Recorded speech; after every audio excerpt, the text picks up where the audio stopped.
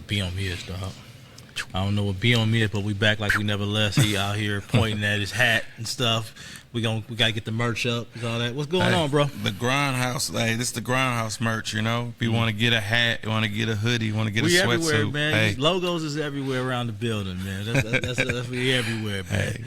Product placement. So, yo, what's up, y'all, man? Like I said, we back for another episode, man. And I want to, it's something about a hero. What they say, with great power comes great responsibility, man. Uncle Ben. So, just being a hero to people. And one thing when it comes to training and things like that is, and I'm going to ask you about this and how you feel about this, is that your kids look up to you. Correct. As a hero. So tell me in this warm-up rep, I'm going to ask you 2 questions. Okay. And first we're going to start with this. I need your top 3 superheroes of all time. Superheroes. Like superheroes? Superheroes. Oh, I need your top 3. Superman and all that. Man. I need your top 3. All right, let's go. We gonna say He-Man, top 1. First off, man, you showing your age. Hey, He-Man. We got He-Man. We had Thundercats. Okay. All right. And then I want to say Incredible Hulk. Okay, all right. So that's the only one that most kids gonna know who. Yeah, I'm sorry, guys. So, listen, this is not a youth podcast today. See these gray hairs. This is He-Man. This is Lion-O. so tell me about the Incredible Hulk and why the Incredible Hulk for the kids. Man, because I felt like when I played sports, right.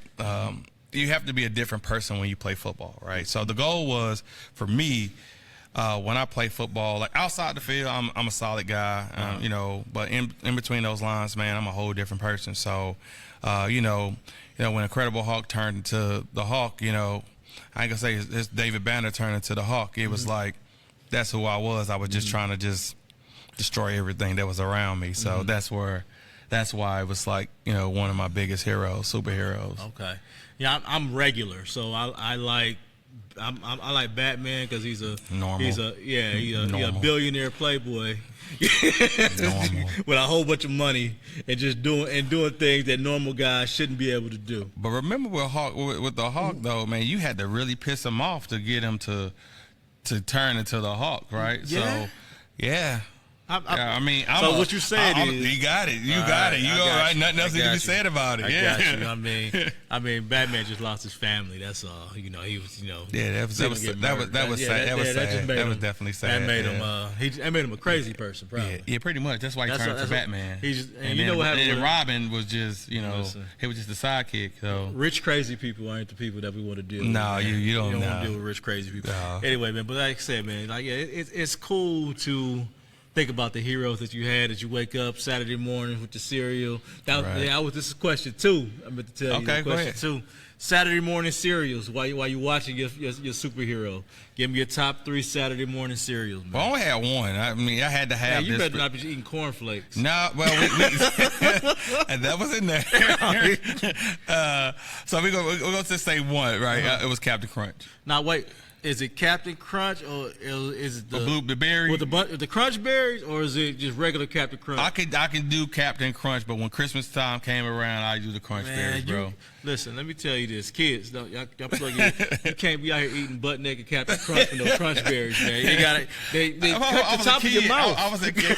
They definitely they cut the top of your mouth. I always cut the roof of my mouth, man. You sound like my wife. My wife says I don't want Crunch berries because it's too sweet. Like, so you just eating butt naked Captain Crunch, the ones that. Okay. I so let me give you my number 2. Okay, my number 2 was always Cinnamon Toast Crunch. Okay, you never go wrong with the Cinnamon Toast Crunch. It was pretty good. Yeah. I grew up. It was obviously it's always the Crunch berries. That's always the go-to. Okay, I wasn't bad. Cinnamon Toast Crunch. That's gonna be in there. And cornflakes. Frosted Flakes. We can afford frosted. My granny can afford it. Oh, okay, yeah. I forgot your family. She used to cut up bananas and put it in the cereal. What? Yeah. My grandmother she cut bananas. So you probably had bananas every single day. Every day. She put bananas in the cereal, man. That sounds like it would be pretty good, though. It was, man. That's how we grew up, man. So we couldn't afford the Frosted Flakes, but we could afford you put sugar in the cornflakes.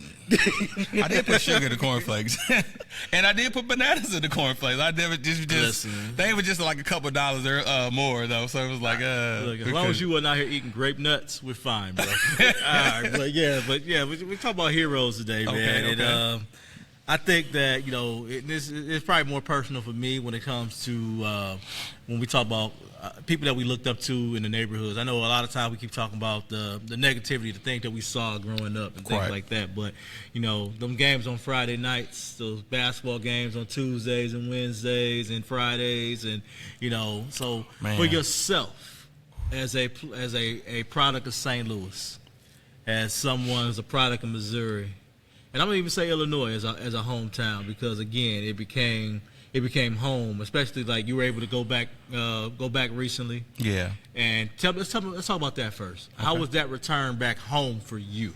Oh man, it was a blessing, man. I'm gonna be honest with you. I got to see some cool guys, man, that I went to college with. That man, it just brought back a lot of memories, and just being able to hang out with my boy Brandon Lloyd and being able to hang out with Tony Pachos. It was a blessing for me because it's been a minute since I've been back. I want to say last time I've been back was like 2015, and just giving that opportunity to just hang out, watch a game. Them honoring us at the, at halftime. It was a pretty special moment for us, man. So hey, I enjoyed that time. Real talk. This is Terrell Washington, the co-host of the Grindhouse Sports Podcast. We are here to give a big shout out to our sponsor, Restore Hyper Wellness in Murphy, Texas. Check out their studio at 223 FM 544 Suite 806 Murphy, Texas. Thank you to Restore Hyper Wellness for supporting the grind. So your time in Illinois, being home, things like that. So what's the one memory outside of football that you have about being at the University of Illinois? One memory was the smell. So also in Illinois, right? Maybe hey Chad, you got this one right. The smell of champagne, right? So the smell of champagne, man, it was so bad. It was like a cow farm, right? So agricultural. Yeah. So when you pull into Champaign, that's the first thing that you get is that smell. It's cow manure. That's what it smelled like.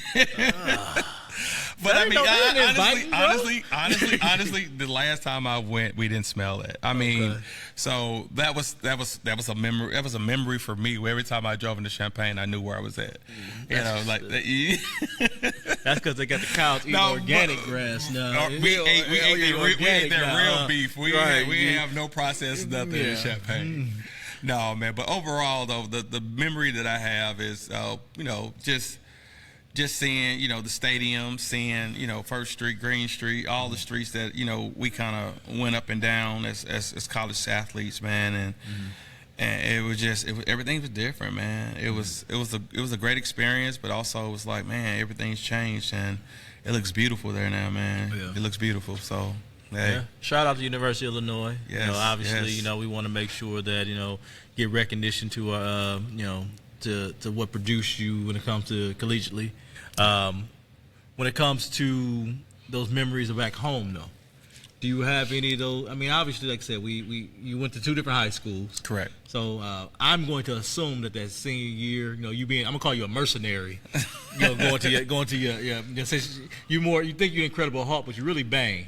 So you're a whole mercenary going into to a different school just to go win and things like that. But you have you ever had a chance to kind of return back there and meet some of the coaches and things like that, and kind of the old high schools, and kind of see, hey, where's my legacy, from then to now?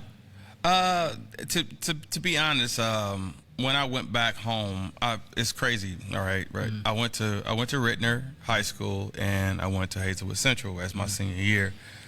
I used to go back to Rittner. Cause that's home.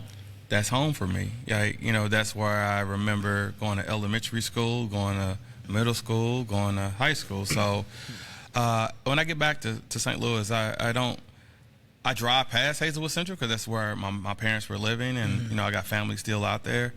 I'll drive past Hazelwood Central, but I don't really go and visit or anything like that. I kind of just let it be. It was something in the past that happened. You know, I went there. I played sports there. I won state there. Yeah. But my place to stay is home is Rittner, man. Yeah. Real talk. And I think I feel the same way. I honestly, like, I got the Bedrock shirt on. Shout out to Flint, Michigan.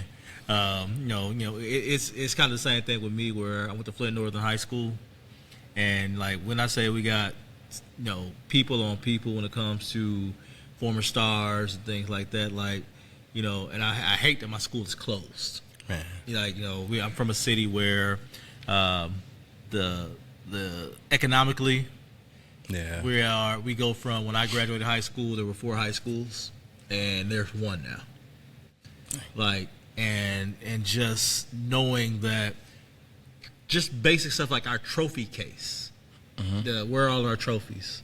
Where are all our retired jerseys? Where are all of our state championship banners? Where are these things being kept?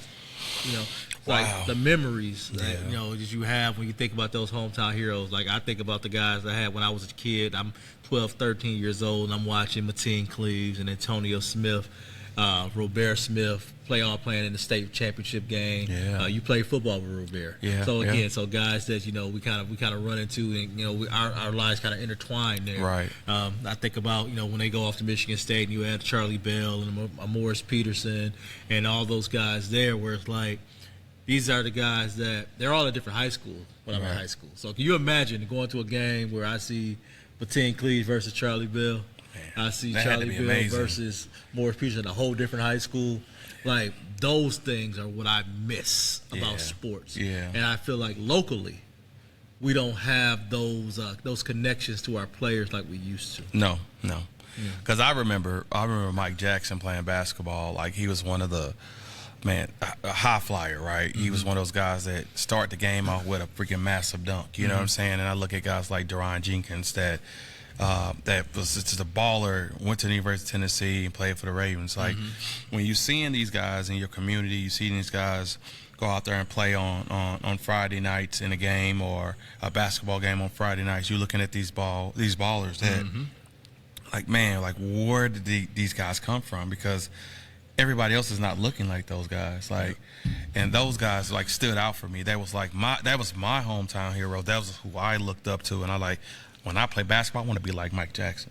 When I play football, I want to be like a Deron Jenkins. I want to show everybody that's coming to this game that they come and watch me play. You know, that's the kind of mindset I had, because that's how they went out and played. They played for the fans. They didn't go out there and just play. They just went out to play for the fans. They gave us a show. And I think I was like in 6th or 7th grade. I went with my sister, and I'm watching these guys. I'm like, wow, like, these guys are awesome, man. Like, and it feel like they jumping out the gym every time you're seeing them, man, when you're growing up. And that's the thing where it's like, where I'm kind of like thinking about youth sports. And I think in the previous episode we talked about youth sports, and we talk about those things that we don't have that connection anymore. No. You know, and I feel like, you know, as trainers, for the things that we're doing, that we're connected to community. Correct. But everyone is so for themselves now. Correct. And not for the community as a youth. Because I know growing up, I wanted to play at Flint Northern. Right. That's where I wanted to go. You know why? Because Mo Cleaves played at Flint Northern. And all my boys, like, when we went to the playoffs in my junior and senior year, was the first time my school had been to the playoffs in almost 20-something years. Man. Like, and they could think we had great teams before then. We had, you know, suspensions and things like that. Ineligible player 1 year. That's a whole story. We do that where they should have been in the playoff. But my junior and senior year, you know, we made it a point that we played together that we were going to do this for the city. Yeah. I mean, we went out and beat one team 81-0 our first game. Like, you know, we were that. Y'all was a unit, man. Yes. Y'all was a unit. And the cool thing about, like, sports, right, is chemistry, right? You got chemistry, you got individual players, but once those individual players create this chemistry with one another, anything is possible within that sport, right? So the hardest part about coaching and playing the game, I mean, we're talking about these heroes. Like, man, I swear to you, when I watched, you know, Mike Jackson and Deron Jenkins play basketball, man, it was like it was selfless. It wasn't about one guy or the other guy. It was about the team. And I think Coach Zeiken was the coach at the time. And to watch Coach Zeiken go out there and coach them, and I was coached by Coach Zeiken. To see that, like, man, I was excited when I got bumped up to varsity my sophomore year in basketball, just because I wanted to be like those guys, man. And when you're seeing this in your community, and it's like the crowd was there, everybody was at the game. It was a packed game. It was exciting. It was electrifying. It was all of these positive things. And then when you start to go and start to see the individualized players start to creep up, and it's not about team and it's not about community, it's about what they can do for themselves and get off to college, it becomes, like I say, it's not wrong with being an individualized person and prepping for yourself, but you got to also look at the process of being a part of a team, because being part of a team is going to help you become your best you as an athlete and as a person. So what challenges, though, because obviously we're ingrained in a city right now, and ingrained in different ways for both programs. Correct. But what challenges do you see that our kids face when it comes to playing as a unit with their teammates? Because what I'm seeing is I'm seeing it at one school where it seems like they're playing together. Correct. They're playing for each other. I'm gonna say it out loud. We've helped them with building a culture there. Correct. Yeah. And I'm seeing it, and there's no shot, no shade, whatever, however you want to put it. With other schools where it feels like you have certain individuals who are playing hard and things like that, but it doesn't feel like that same type of unit. So, what do you think is the challenge when it comes to these kids and being able to play together like that at every school? Remember, it's really not a challenge. It's a culture. Yeah. It's a culture of athletes, right? You got a culture of athlete that you got selfless athletes here that's willing to transition from a position to another position, that's willing to help the team win, right? And then you have another where coaches, we talked about coach-led or player-led, right, teams, right?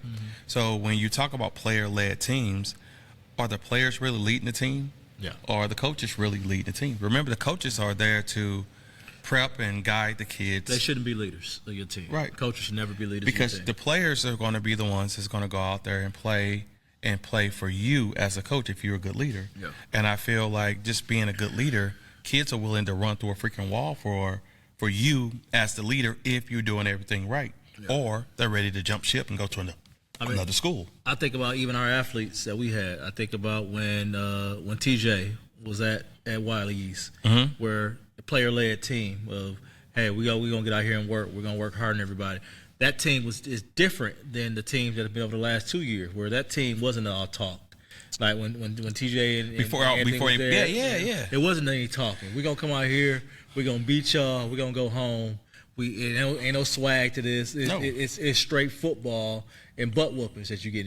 Yeah. That's what you get. You get belt to bottom every time we come out here and playing y'all. Yeah. Whereas I'm gonna name some more of the grindhouse athletes that I consider heroes, but for different reasons. I'm gonna talk about Mike Henderson. Right.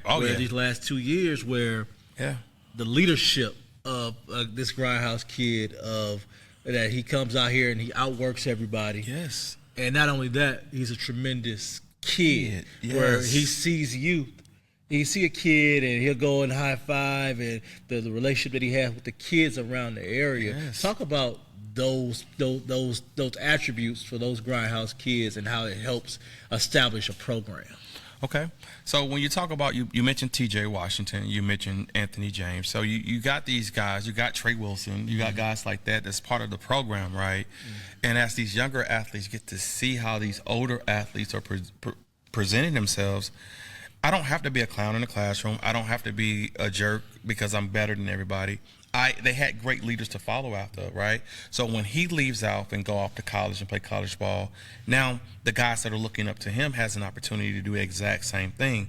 And we talk about being leaders in our community, me and you, but we're great examples for those younger guys as well, because now we're giving them a pillar or the blueprint on what it takes to be a leader. So if we're looking at the Mike Henderson and the TJ Washingtons and guys like that, it's easier for them to see it because they're seeing it every day in training. Yeah. They see these guys come, even they come home from college and they come out here and work with those same younger guys. they're showing them this is how we work on this level. And being able to see that vividly, just seeing it in training, it's like, man, this is what I got. This is how hard I got to work. Yep. And for guys like Mike Henderson, you know, going down to work out with D-Rob and train with him, and I'm watching all of this.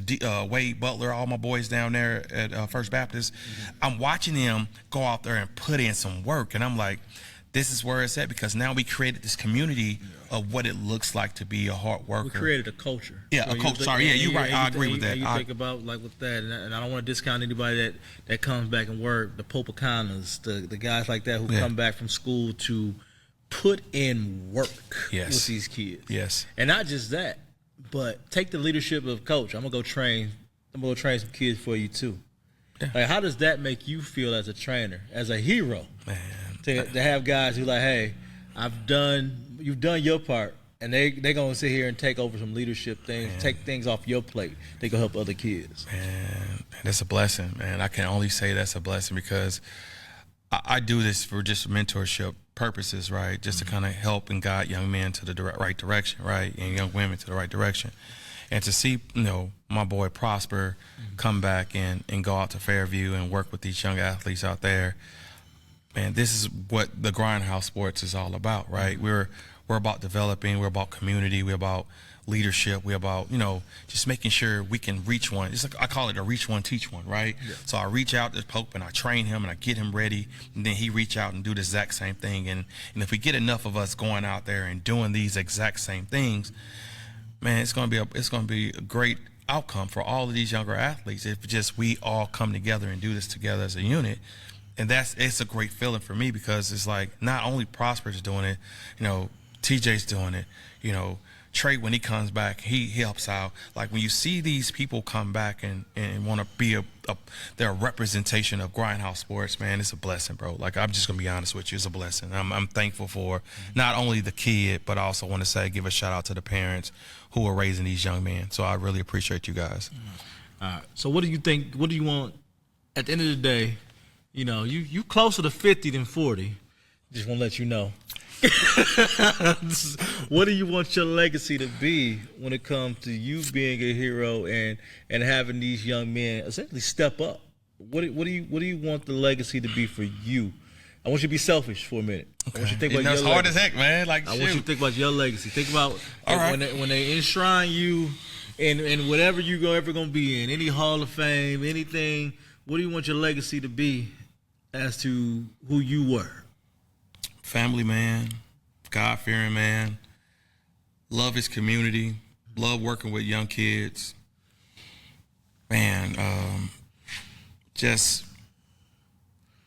thankful just for people allowing me to work with their kids. You know, that's my legacy. Like, because it takes a parent to give me their kid and say, hey, I want you to work with my kid for the next, 5 years, 6 years, because most of my clients are usually here for about 6 to 7 years. Mm-hmm. So to see parents bring their kid to me and have trust in me, I'm thankful for that part right there. My legacy is to make a bigger impact on these young men and young women for their future, so they'll know what it feels like and what hard works look like.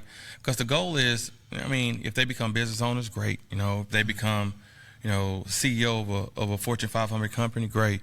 Mm-hmm. But they have these values that we teach here at Grindhouse where they can, pass on to their children. Mm-hmm. And that's the legacy that we're talking about is, it's going to be hard, but we understand life is hard. So let me give who I am to these young athletes so they can know that everything's not going to be easy. Yeah, we're going to push forward, and we're going to persevere through these problems and whatever we're going through in life, and we're going to conquer whatever we face.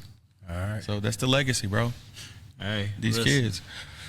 We with that. We're gonna end it there, man. I think Coach getting a little emotional talking about the kids and his legacy. I love it, man. I love kids, man. Superpowers, tears right now. We're gonna end it. We got one more rep though, man. So I'm gonna ask you 2 questions though. Okay, 2 parts. All right. Pick a superpower. If you get any superpower you can have, pick one. Flying. You want to fly? Yep. You ain't scared of heights? I thought you were scared of heights. Though. I am scared. If I can How fly, you gonna fly? but if I You can scared of fly, heights? but that's what I'm talking about. If I can fly, I don't have to worry about falling. You got me? You can't fly if you're scared of heights, Hey man, I'm flying. If I got a cape on, I'm going anywhere I want to go, and I get there quick. And then my second one. Second question. Best athlete that you ever seen from your state while you were young, whether it's pro, whether it's college. I'm gonna give you mine too. Pro, college, youth league. Who was the best athlete you ever seen out of St. Louis or out of Missouri? Out of Missouri or just in St. general? Louis or Missouri, whichever you want to pick. Best athlete That you've seen with your own two eyes. Tony Van Zandt. Okay.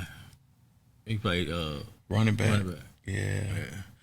Hey, he was a beast, man. I just honestly had to be about 5 months ago or so. I was looking at I think he had posted something because he coaching. I think he's in Oregon right now. I think he's coaching in Oregon. And I was looking at some footage of him, and I was listening to his story. And man, that guy was. Man, he was good. Like, he was probably one of the best backs I ever seen play that position, growing up. So mine was Charles Rogers. Charles Rogers, Michigan State, Troy Lions. Second overall pick? Second, yeah. Rest in peace, Charles Rogers. Charles Rogers is the best athlete I've ever seen in my own two eyes. And we played against him. We were in the same conference in high school. When I say this man, speed, athleticism, whatever you wanted to do on a football field, he can do. Yeah. And then hand you water after he get it. Yeah. Like Charles Rogers is, and like I said, my own two eyes. I ain't never seen a man dominate a football. I think they won state his senior year. I ain't never seen somebody dominate a football game from the wide receiver position. Yeah, that's hard. Like he did. Yeah, not just that. He did that at Michigan State too. Yeah, I know. I remember. Yeah. Like he wasn't. It's nothing to be played. Like you can game plan all you want. You wasn't stopping. Yeah, you can't stop that. But you can't stop somebody determined to be. That's great. Like already. I mean, even in high school when you facing those type of athletes. Yeah. I mean, it's just guys that just really, really good, man. Yeah. Like, they don't even have to work at that skill set because they've been blessed with a tool that a lot of kids don't have. I think he came like second in the 200. Right, that's what I'm talking about. Like you just he would have been. I it don't matter where I look you at it put like him this. So I look at it like if we had a LeBron James, right? If LeBron James decided to play football, he would have been great in football. He would have been great in football.